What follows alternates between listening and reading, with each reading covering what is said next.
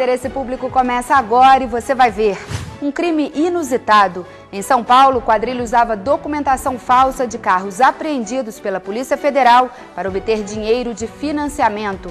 Justiça Eleitoral quer implantar neste ano urnas de votação em presídios e unidades de internação de adolescentes. No quadro Prateleira, a dica de um livro que reúne artigos que discutem os riscos que uma reforma no Código Florestal pode significar para o país. Vitória da natureza. No Amazonas, Justiça determina tombamento como monumento natural de um dos principais cartões postais do estado, o Encontro das Águas. Essas e outras notícias agora no Interesse Público, um programa do Ministério Público Federal. Em São Paulo, a ação de um grupo de criminosos chamou a atenção pela ousadia.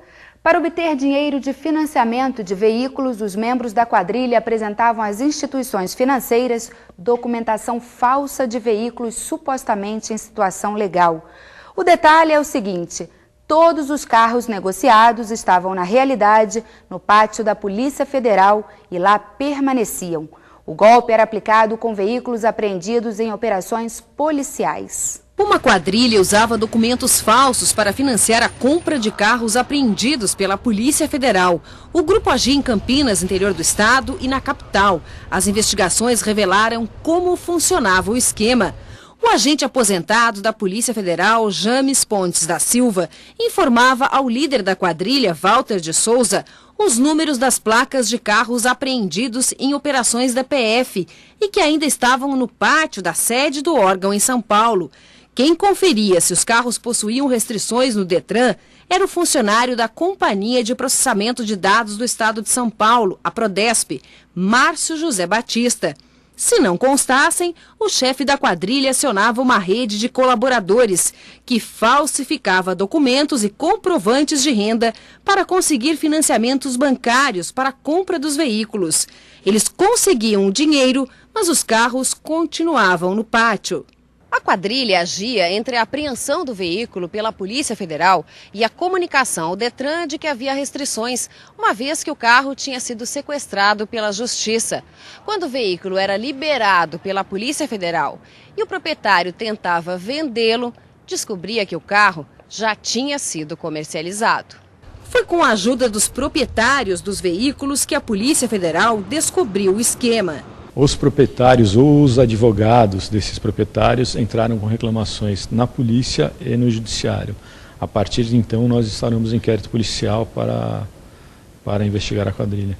Com o grupo foram apreendidos vários CPFs, RGs, talões de cheque, cartões bancários e documentos de veículos. Essa quadrilha era composta por diversas pessoas. Essas pessoas tinham diversas identidades diferentes, né?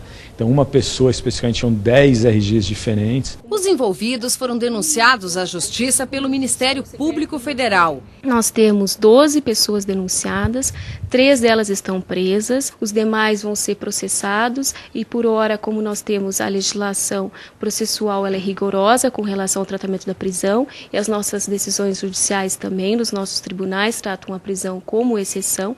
Então, o Ministério Público se preocupou em pedir a prisão daqueles que poderiam continuar praticando essas atividades. O policial federal aposentado James Pontes da Silva vai responder também a um processo administrativo. Ele pode perder o cargo público e ter a aposentadoria cassada.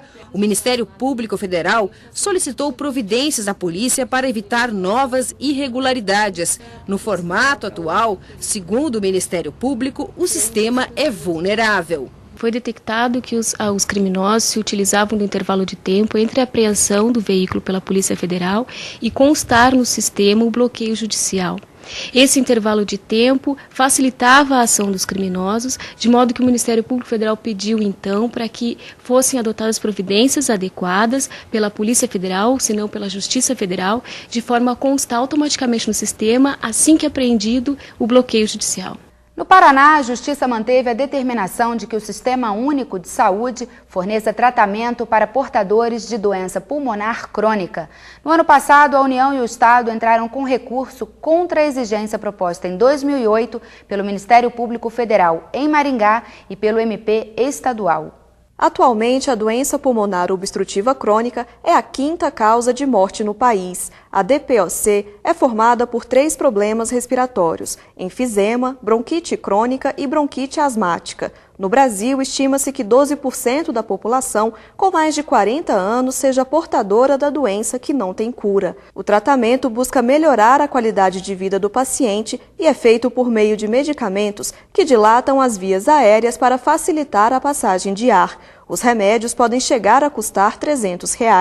Para garantir o amplo acesso ao tratamento, o Ministério Público Federal em Maringá e o MP estadual pediram em 2008 que o SUS fornecesse os medicamentos necessários, o que foi determinado pela Justiça. Só que a União e o Estado do Paraná entraram com recurso contra a decisão no ano passado. Agora a Justiça voltou a determinar que o tratamento deve ser fornecido de graça para a população de Maringá. Nesse momento, com as medidas aqui liberadas pelo Ministério Público, nós estaremos oferecendo o que há de melhor no meio médico para esses pacientes. É uma medida que vai fazer com que as pessoas possam se beneficiar do tratamento de uma maneira mais econômica, porque não vão ter que pagar pela medicação. O SUS vai trabalhar de acordo com as diretrizes estabelecidas pela Sociedade Brasileira de Pneumologia e Tisiologia. Em 90% dos casos registrados, o tabaco é a causa da doença que não ataca apenas fumantes, mas todas as pessoas expostas à fumaça do cigarro.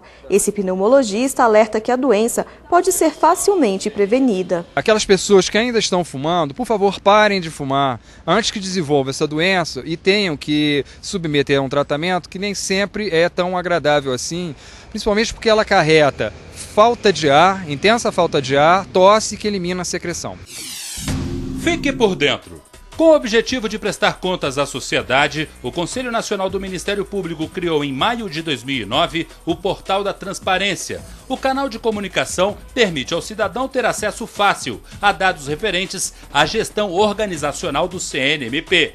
Entre eles, orçamento anual, execução orçamentária e financeira, recursos humanos, serviços terceirizados, licitações e contratos e convênios firmados. O endereço na internet é transparência.cnmp.gov.br.